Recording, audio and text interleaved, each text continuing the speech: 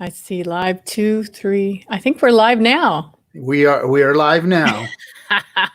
Good morning, Shannon. How you doing? I'm doing okay, Shroy. But where I'm at, it's afternoon, dude. Well, I'm over here on the West Coast, and you're obviously over on the East Coast. Hi, everybody. Welcome to Red Hoop Talks.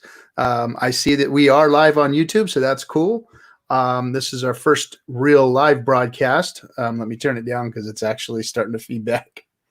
This is our first real live broadcast, and my name is Roy, and this is my sister from the East Coast, Shannon, and we're going to tell you guys a little bit about what's going on.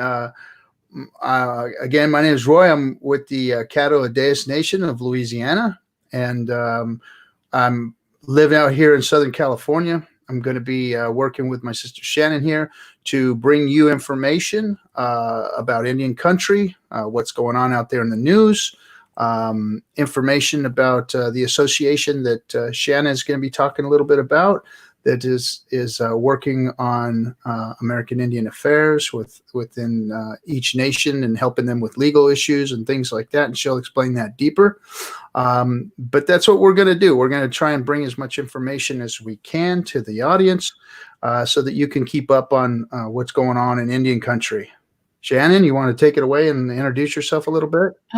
Thanks a lot there, Roy. Yeah, and I hope that we can also bring folks some humor, because Indians have a special brand of humor, don't you think?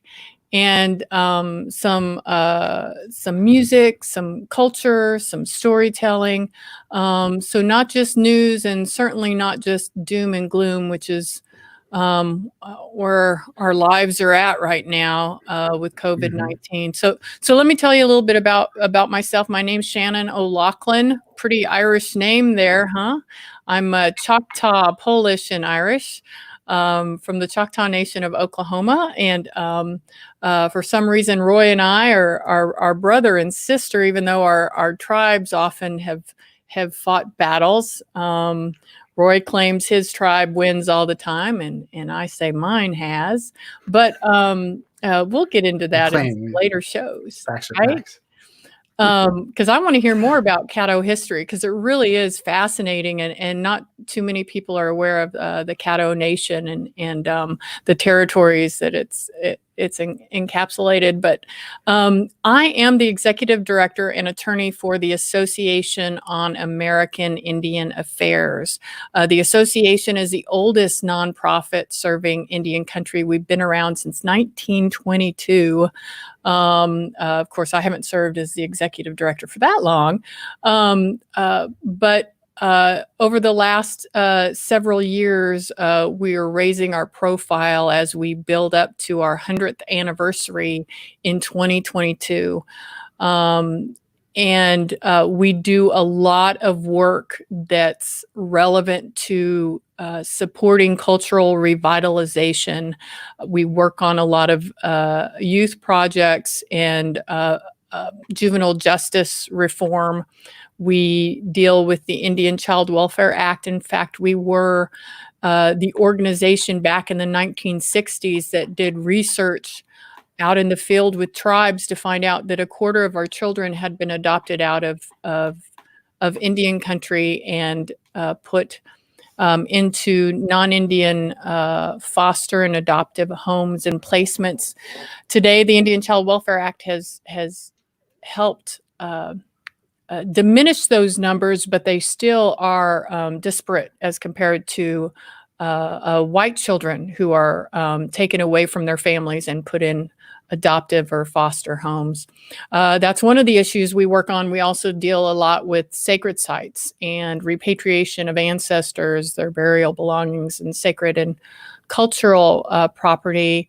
We give graduate and undergraduate American Indian scholarships for students. And what's great about our scholarships is that it serves federally recognized tribal students, as well as students who are with tribes that are not federally recognized, like yours, right, Roy?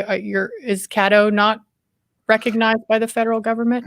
Well, the Caddo Nation itself is recognized by the federal government, but my clan, the Adayas clan, one of a few, we stayed in Louisiana. We didn't move to Oklahoma and receive land allotments.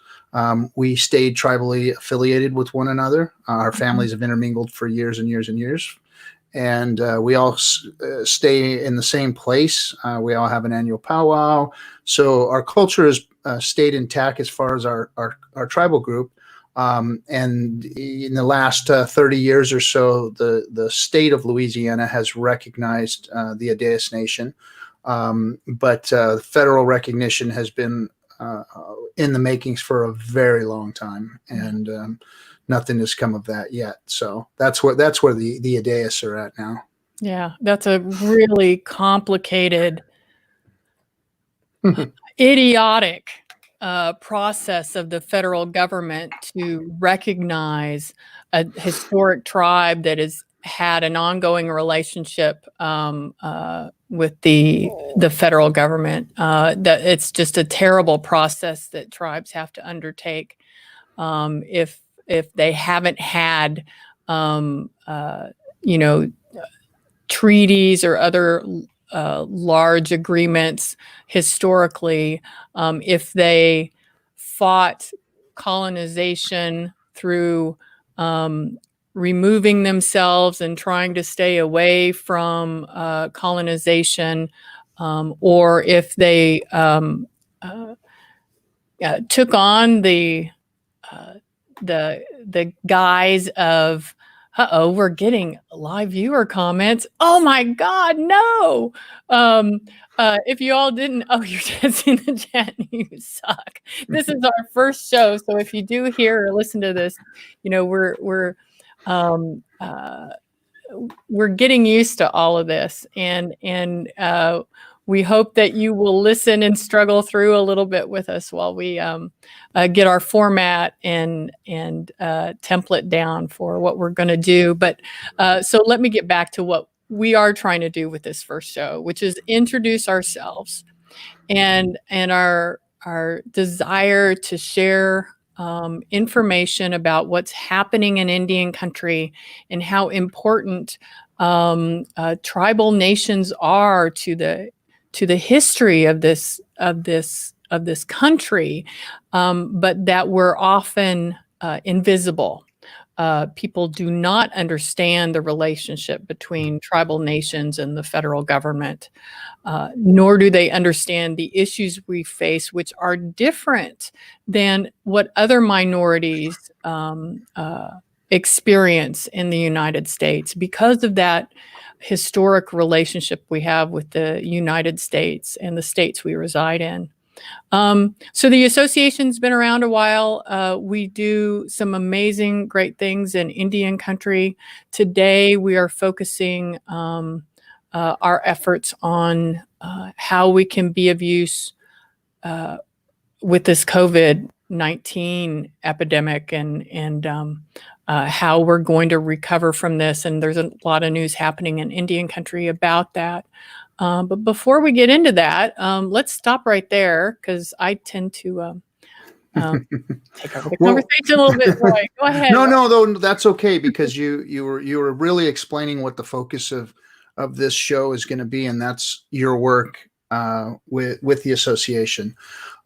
You guys are doing amazing things. You have been doing it for a long time. You guys are on the cutting edge of Indian country issues and what's going on. So that's an important part of the show. And what people need to know is this is our goal. Myself, I've always followed you because, we're family and watched what you've done and always wanted to support you. So I'm basically here to support you, to also help to influence the things that you just talked about, because the United States government, even though I'm a U.S. citizen, I served my country as a Marine. I was born and raised here, a card-carrying American, but I have tribal roots. I have a worldview that has always been rooted in my Native American heritage, culture, family. So my religious beliefs, my social beliefs, my political beliefs always lean towards my tribal affiliation and my affiliation with Indian country. So I want to help to improve those things, help keep those things, so that we continue to have our religious liberties. We continue to help other nations within Indian country to uh, um, hold the government accountable to the things that they've been promised, which has been, the struggle for 500 years. So that's my focus here, is to support you and to support Indian country, and of course to keep myself affiliated with my tribe and my tribe's troubles, strifes, and challenges, and use this show to do so. So you explaining what is going on with the association is what's important with the show, because you guys, we have the backing of what it is you're doing, and a lot of these issues that we're going to be talking about is stuff that you guys are going to be working on or digging up. What's going on today, and then of course, with the pandemic, COVID, it seems that things like this, I mean, this is a completely off the rails, way out of left field kind of issue for this nation as a whole. But these things tend to affect Indian country tenfold, 100-fold than it affects the rest of the nation. Poverty, alcohol and drug abuse, a pandemic, these kinds of things affect Indian country 10 times more than it does the rest of the nation, because I popped the news open a little bit this morning and saw what was going on in Navajo Nation. I mean, at first I pulled up, I was looking at a map of COVID and where it was affecting the nation, and I saw this big red blip in Navajo land. So I was like, oh shit. So at that point, I went back and started doing some news research and started reading and what was going on. And my gosh, what a problem they're having there per capita. What's happening in Navajo land? Did you read something this morning? Yeah, you were reading something before we started. And yeah, there's more than 1,200 cases at Navajo, and almost 50 deaths. And so the nation is considered a hot spot. I believe the tribal chairman of Navajo is isolating himself because he was in contact with someone who was tested positive for COVID. So it's affecting our nations maybe more deeply than others, because we have, and what we value, extended family. We value community. We're always together. We're always visiting. We don't live the more isolated lives that folks in suburban USA may live. I could be wrong about that, so I don't have the numbers, I don't have the data, but that's just my opinion. And that's what we're seeing play out at Navajo Nation, of a strong community, strong, large, extended families, and it's just running roughshod through their tribal nation. So our prayers and our thoughts go out with them. And just to let you know, Roy, in case you didn't, the association, every Friday, we try to take time at 5 p.m. Eastern every Friday, just 20 minutes to pray, to send good thoughts, or do ceremony, wherever we are, however we do those things. And try to focus on healing and health for all of our communities. So I hope everyone takes some time with us every Friday at 5 p.m. Eastern. You don't need anything, just wherever you're standing, send good thoughts to us all. And I think there's power in that. And I think there's also power in what we have going here, Roy, because when I listen to you talk, I always remember you talking about how I'm the one with the book learning, but you're the one with to me, you're still so connected to your culture, your beliefs, your heart. And oftentimes I've had to leave that space so that I can, deal with congressional leaders, deal with other attorneys, deal with oftentimes adversarial folks, and you help return me to that place of culture and spirit. So I think together we make a pretty good pair to do a video thing like this together. Well, in our oral tradition and our teachings and our elder that we both mentored under, we can't separate ourselves from anything, whether it be an electronic media, a microphone, a computer, the earth, this picture behind me, these things, they're all sacred, and they all mean something to us spiritually, meaning that you're always spiritual. Sometimes we focus more on it than other times, and I've never separated myself from my spirituality in anything that I've ever done. It's always been there. And to take some time out of the day, when I do remember, and you told me that a while ago. So every day I take some time, and I always have taken some time to sit back and to meditate and to think and to delve into my spirituality a little deeper than just the things that are surrounding me all the time that I'm connected to. So once you start to tap into that power, and there's always this, this mystical, magical Indian stuff that's out there. And, I understand why it attracts people and people think about that, because, we don't separate our spiritual beliefs from the daily activities and chores and things. And that's what it is about Native people, is that we don't separate ourselves from that. We're connected to all of it. So my life has been about living in both worlds. Me too. I'm a French Pollock from Louisiana. My grandmother's a Cajun, and my grandfather's a Pollock. So my mom is full-blooded, white girl, and my dad's a full-blooded Caddo, and mixed with some other Indian in there. But we have to take these two world views, and I've always had to live in both of them and try and explain to the outside world that we're trying to explain things to, how it is that we think, because it's a different thought process. It's almost like when somebody speaks a different language. When you speak a different language, and I don't, I speak a little bit of my language and a little bit of Spanish, but when you start to speak a different language, you have to think in a different context.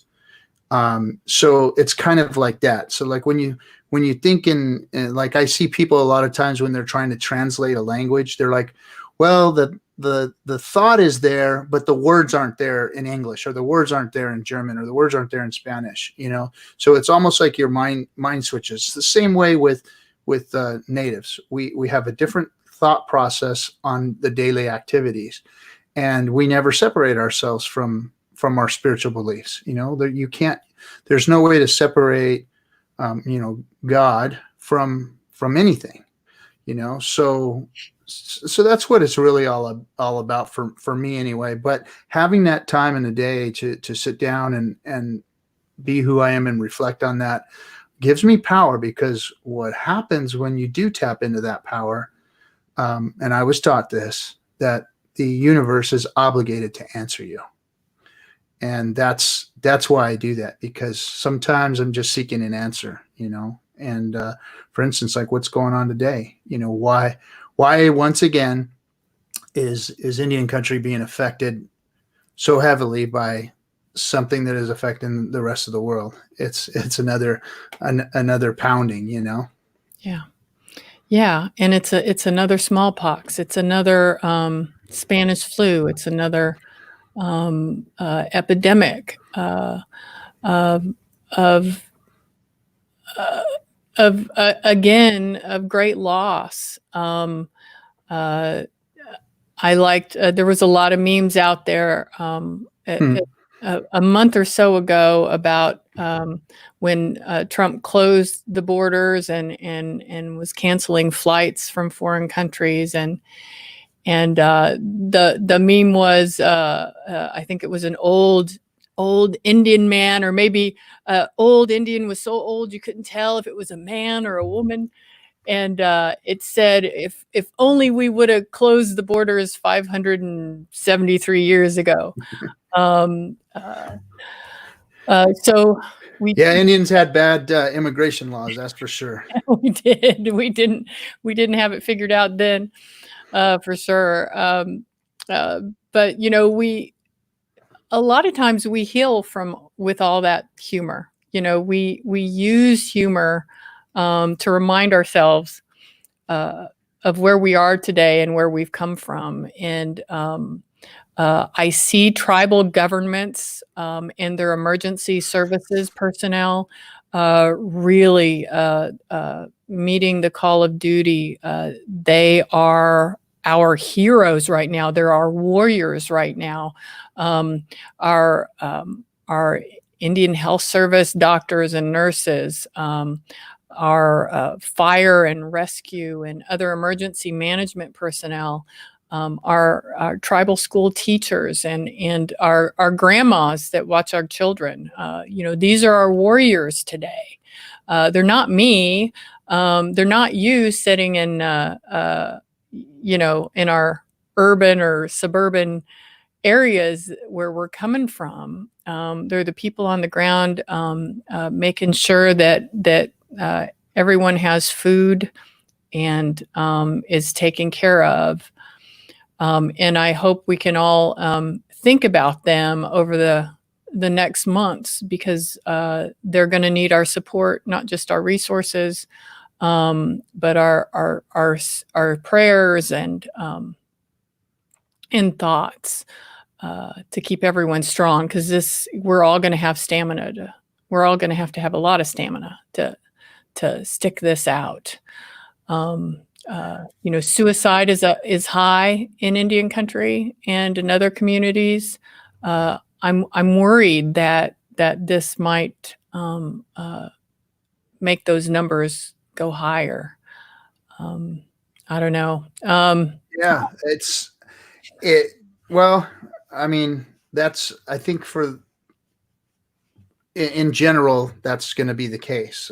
And there's almost nothing that we can really do about it, because if something like this is so adversely affecting certain communities, you can't help but to have a heightened, incidence of those types of things, and, higher incidence of domestic violence, higher incidence of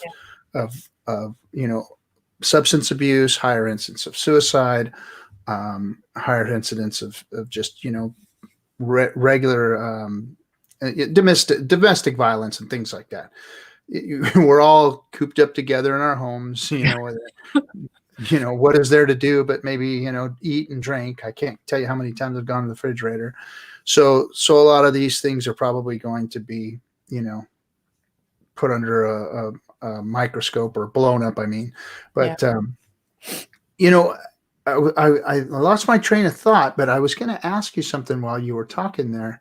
I know what I was going to say. So this social distancing thing that is working, and you talked about, maybe one of the issues for us is that we like to spend a lot of time around each other, and maybe our social groups are larger, especially, in impoverished areas and things like that. Not that all of Indian country is impoverished, right. But some of it is, and probably where some of these clusters are, you do have poverty, and you do have, family units that are large in one area.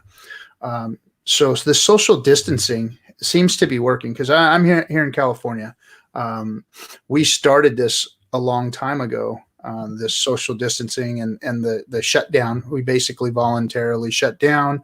As soon as that happened, we did. My family shut down, and the only person that actually went out and did anything was my wife, and she'd protect herself and go do the shopping, things like that. And then my son, he stayed home until just about a week ago.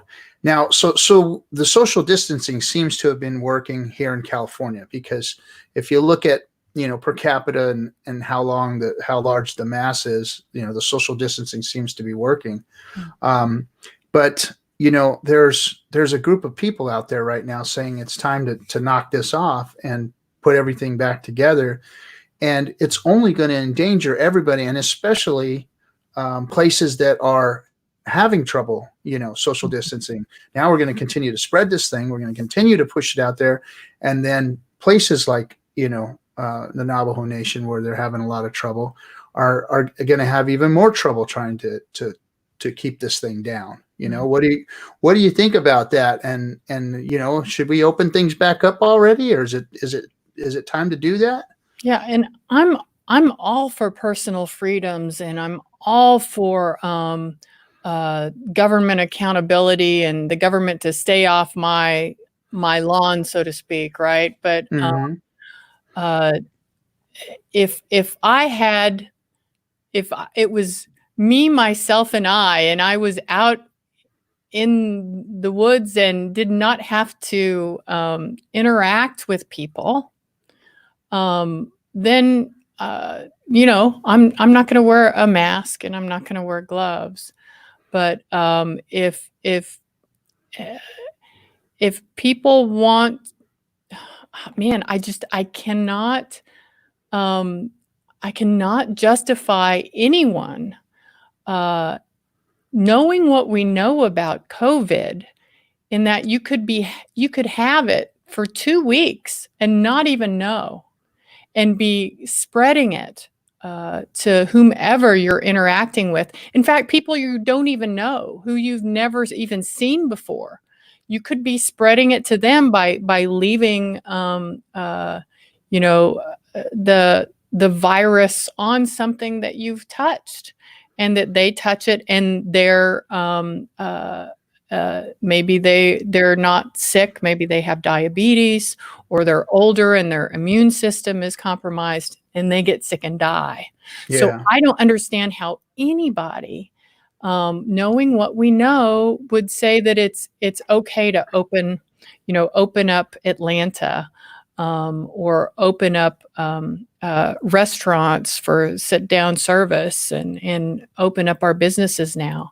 And I would think that the businesses wouldn't want to, even in states or counties where they've declared that you can open up your business, because who would want to go there? Who would want to frequent a place like that, or ever give them any of? I know I wouldn't want to shop at some place that did not take responsibility for how they could be spreading the disease. Yeah, my thoughts exactly. I think that it's premature. I know that, the protests that you're seeing on TV is organized by crazy rebel groups on the other side of the fence.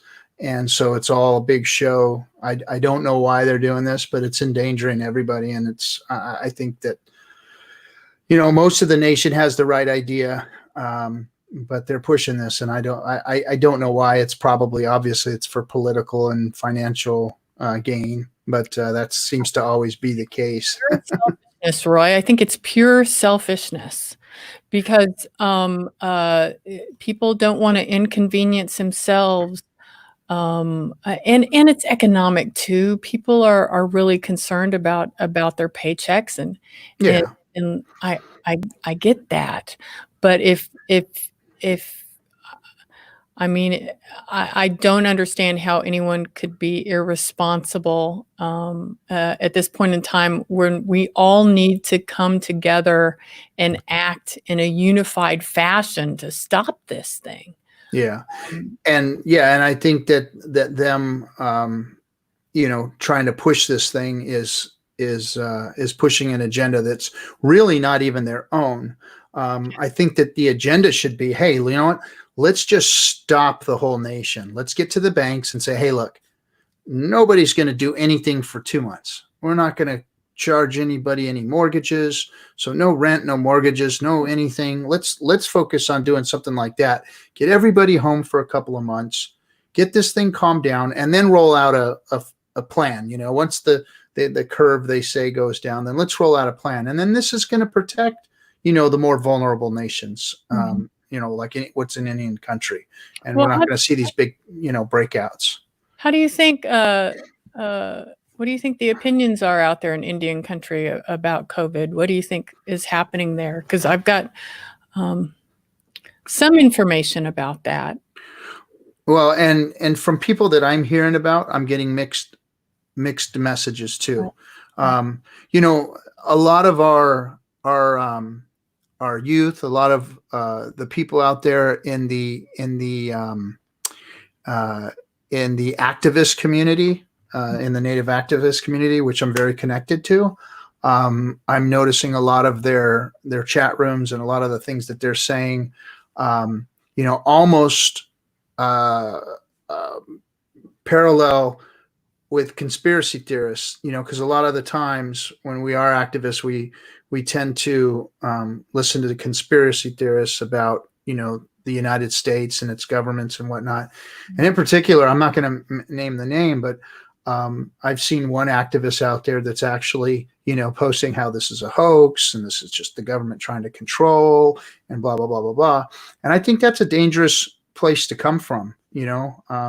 I definitely don't advocate for what the political system is doing to our native cultures and nations and whatnot, but to take something that has killed so many people and is such an epidemic within our communities, and belittle it or not look at it seriously, I think is a dangerous place to come from. So I tend to shy away from conspiracy theorists and what it is that they're trying to advocate for or whatever it is, because it almost falls on in a line of a dangerous place with those other folks that are out there believing in the conspiracy theories.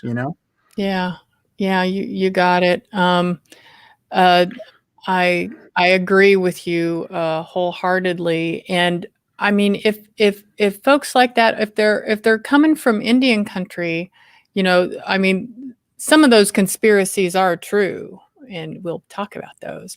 But when it comes to COVID, um, uh, if those folks are native, they need only look at what Indian governments, what tribal governments are doing to protect their people right now. This is no hoax, um, for sure. But tribal governments have been amending their tribal laws. They've been putting out orders, stay-at-home orders, and what have you, to protect their people. At the same time, there's tribes that don't have the capacity that other tribes do. They may not have the ability to really do Zoom calls and have meetings.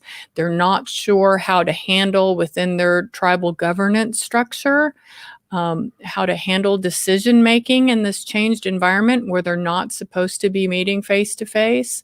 But yet, some of those tribal governmental leaders still are meeting face to face so that they can do business and protect their people. So, in a way, they're putting themselves at risk. Our tribal leaders, who we desperately need to protect, are putting themselves at risk so that they can protect their nations.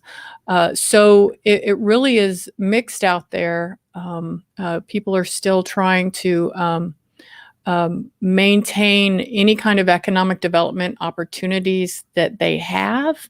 And I know Congress passed the CARES Act, which provides some funding for tribal governments. But all the gaming facilities have been closed. And if tribes don't have a diversified economy, then they have no funding for their own governmental services. And that's a big, huge issue to talk about economic development in Indian country, because a lot of people see tribes as either the big, rich gaming Indians, right? That sometimes you see portrayed in movies or television series, which is not the case. Or other tribes, and everyone always points to Pine Ridge. I feel bad for the Lakota up there, as being the most impoverished community in the United States. So there really is the full extreme, but the majority of Indian country is in the middle. Or lower end of all of that. And so I hope we can get into some of those issues like that during our live streaming, which we're going to do like once a week? We'll shoot for once a week for now. Okay. I think that's the thing. We'll shoot for once a week. And I'm not Are Fridays good for you? What's good for you, Roy? Should we schedule it now? Sure, we can schedule it. We can put another one on this Friday. We'll try and promote it a little bit and get it out there and see if we can get some listeners on for Friday's show. Maybe even get some suggestions on the channel for things to talk about, things to uncover. So this is kind of the first one. We've been playing around with it and practicing and working on trying to put the show together. And I think we've finally found our technology issues we've worked out our technology issues. Yeah. And now we're doing good. We got the live stream going. We've got chat going. We've got our platform ready. So so this Friday would be good. Should we do a Friday evening? How about that? That might not be a bad idea. Is that evening East Coast time, or is no? I'm not going to say that. All right. Well, it looks like we have a few details to work out, but I'd like us to bring on a guest, and maybe we pull in someone from the Navajo Nation, or maybe someone from your neck of the woods, Roy. But let's see if we can even add a guest to our show and have a regular kind of news spotlight, where we go over the week's news, and then have a guest on. How does that sound? Does that sound pretty good? That sounds good to me. That sounds really good to me. So I can help put that together. I do have a couple of people in mind that I'd like to get on the show with us, and of course some issues that you and I can talk about discussing on Friday. So let's plan on we'll put together time. We'll put it on the channel. Okay. The channel's already up and live and running, so we'll put some suggestions up there. We will link anything that we talk about. So any of the news articles that you've discussed, the association's website, we'll link that down here in the bottom in the comments section, and we'll try and get all this information out to everybody. And then by Friday, hopefully, we'll have a live stream and we'll have a few people on. That's great. And we can promote it a little bit on the association social media and what have you too. So I'm excited. I think this is really going to be great, and I'm looking forward to people tuning in and listening with us and giving us some feedback, hopefully positive and or constructive feedback. Troll, we ghost trolls. Oh yeah, we don't we don't pay attention to it. We ghost trolls. That's what's funny about the social media is that anybody anywhere can jump on your stream, can jump on your, of course you have to moderate it and have admins that take care of the streams and whatnot, and the content. But you're going to have people that are just going to go out there just to mess around, just to say things to folks and talk negatively. And it's just part of the game. So we ghost trolls is what we call it. You don't pay any attention to them. So like I said, we're going to link all the information on here. The other thing is we're going to put it out there. Any content that anybody would like to donate to us, as far as music, music that they've made that they'd like to release to us, anything that they have access to.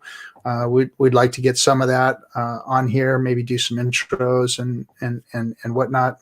And like Shannon was talking, we want to bring some cultural diversity. So anybody out there have any content that they'd like to link to us or give to us to put on the show, we would appreciate that. And you can just go into the comments below and add those to our chat in the YouTube. Where are they again, Roy? Where are those comments? They're right down there. And then we'll have a subscribe button and those things on there, like, comment, and subscribe. So if you are listening to this, please like it, please comment, please subscribe, because that'll get us out there more. And we aren't doing this for any financial gain, just to let everybody know. We are doing this just so that we can inform, and it's been a lifelong aspiration of both of us to be able to do something like this.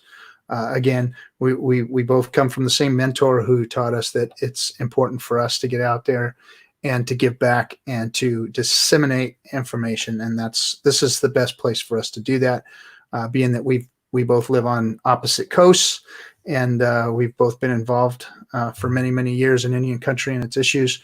And now we have a platform that we can actually help bring our voices, people within Indian country, voices to the rest of the people, because that's what's important. And it's not just us getting up here and talking about other people, because in an Indian country, I know that it's important that tribes be able to speak for themselves, and that people be able to speak for themselves. So we want to have those people on the show so that they can speak for them. We may give you the news, but we don't have the right or the authority or the say-so to speak for anybody unless we're asked.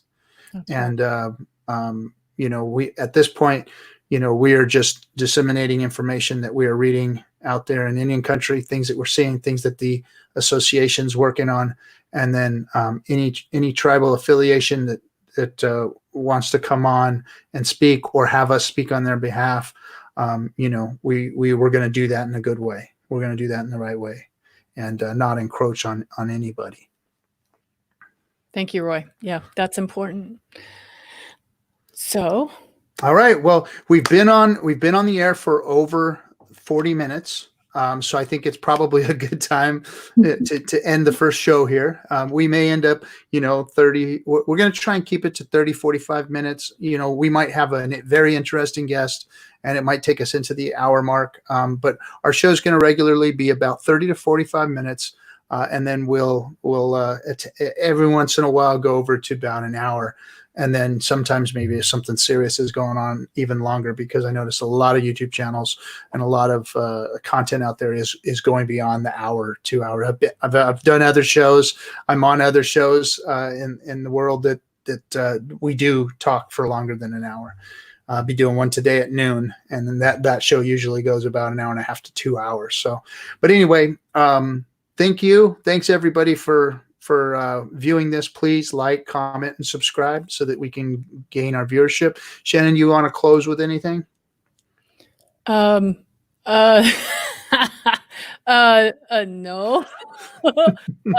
Wish I had a joke for you. So gonna be I know something that's not too dirty.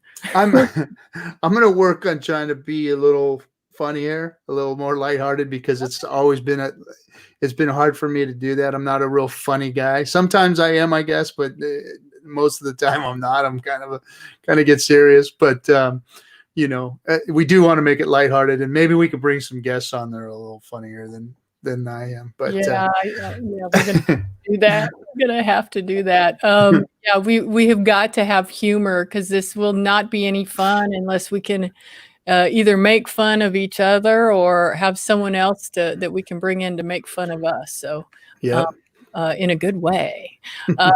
But this has been really great. I'm glad we got this first show on the books, so to speak. And yes, we're looking forward to more, and increasing the stories that are out there about Indian country and tribal sovereignty, and protecting our cultural and religious practices Yes. and our languages. Yep. Yep. All right, everybody, and Shannon, thank you, and thanks everybody for liking, commenting, and subscribing. Smash a like button, they call it on YouTube. But thanks for coming. Thanks for listening. Remember that this show, we don't do this for ourselves, but we do it for all of our relations. Thanks, everybody. Have a great rest of the evening.